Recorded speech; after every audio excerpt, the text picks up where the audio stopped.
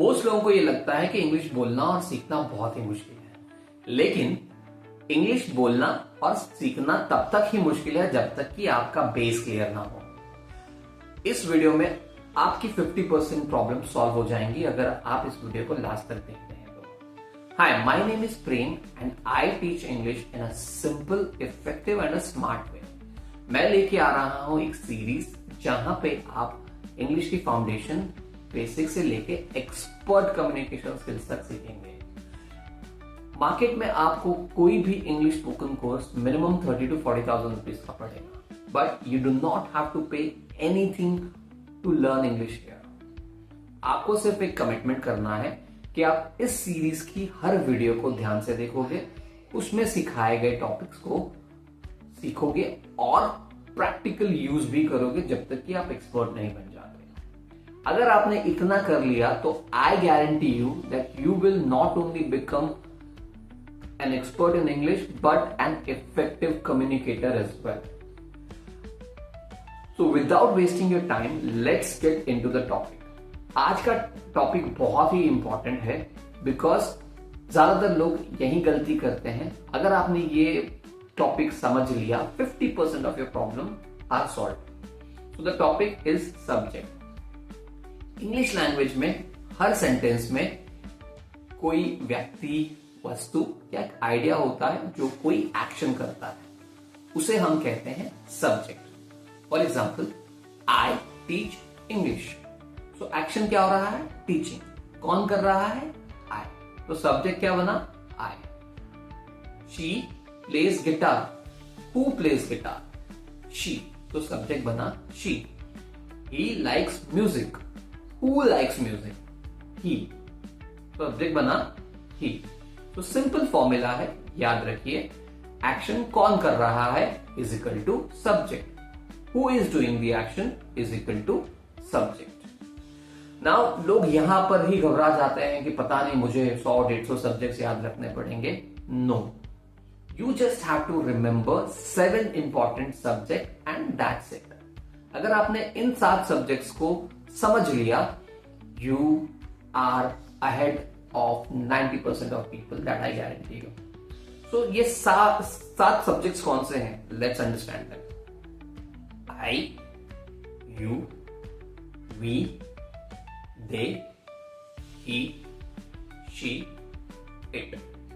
इसमें किसी व्यक्ति का नाम जैसे राम, सिया, राहुल ये भी आ सकते हैं।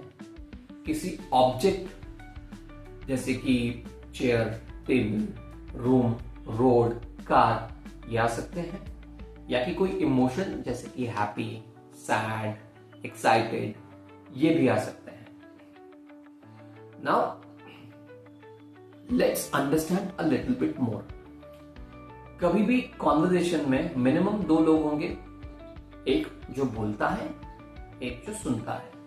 और कोई जरूरी नहीं कि जो बोल रहा है और जो सुन रहा है उन दोनों के ही बारे में बात हो रही है। ठीक है, तो अगर हम बात कर रहे हैं बोलने वाले के बारे में, तो से if I am speaking and I am telling about myself, then I becomes subject. उसी तरह से अगर मेरे साथ कोई मेरा एक सहयोगी होता और हम दोनों बोल रहे होते, then we become subject. Let's take an example. I teach English, subject. We teach English, we is the subject. तो व्हेन स्पीकर के बारे में बात हो रही हो तो speaker is first person subject. उसी तरह से अगर मैं आपके बारे में बात कर रहा हूं, जैसे कि you learn English, so who is learning English? You. आप सुन रहे हो तो, और मैं आपके बारे में बात करता हूं, you is the subject and you are the second person subject. अगर मैं बात कर रहा हूं, आप सुन रहे हो, लेकिन बात ना आपके बारे में हो रही है ना मेरे बारे में हो रही है, तो that becomes third person subject. Third person subject में ही अगर किसी मेल व्यक्ति के बारे में बात हो रही हो, शी अगर फीमेल के बारे में बात हो रही हो, इट अगर किसी निर्जीव वस्तु के बारे में बात हो रही हो, तो ये बनते हैं। सो फर्स्ट पर्सन के साथ हमेशा आई या वी लगेगा। सेकेंड पर्सन के साथ इरिस्पेक्टिव एक हो या हजारों यू लगेगा, मतलब कि लिसनर के साथ हमेशा यू लगेगा, स्पीकर के साथ आई या वी लगेगा। और अगर स्पीकर या लिसनर के बारे में बात नहीं हो रही तो ही लगेगा मेल के साथ, शी लगेगा फीमेल के साथ, और it is the subject for a non living. तो just to recap it again, हर सेंटेंस में एक सब्जेक्ट होता है जो एक्शन करता है। सब्जेक्ट इंपॉर्टेंट है 7 तरह के।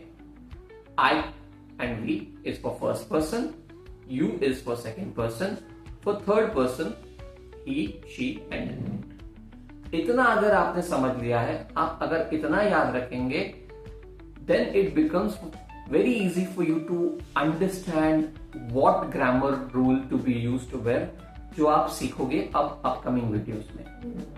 नेक्स्ट वीडियो में हम एक और इंपॉर्टेंट टॉपिक कवर करने वाले हैं, जो कि ही action. Who is doing the action हमने आज सीख लिया, the subject is doing the action and what action is being done, या व्हाट एक्शन, और वो एक्शन वर्ड्स जो हैं वो किस तरह से प्रभावित करते हैं सेंटेंसेस को, that we will learn in the upcoming video. So far, if you have liked my video and if you intend to watch the entire series, then subscribe the video, give a like so that I know that I have put effort in the right direction, and also subscribe to the channel so that you do not miss out on the important videos. एक notification bell भी लगा दो ताकि whenever I am uploading a video, you get a notification and you watch that video. So till then, keep learning, keep practicing, and I am sure that if you put the effort in right direction, you will become expert in English.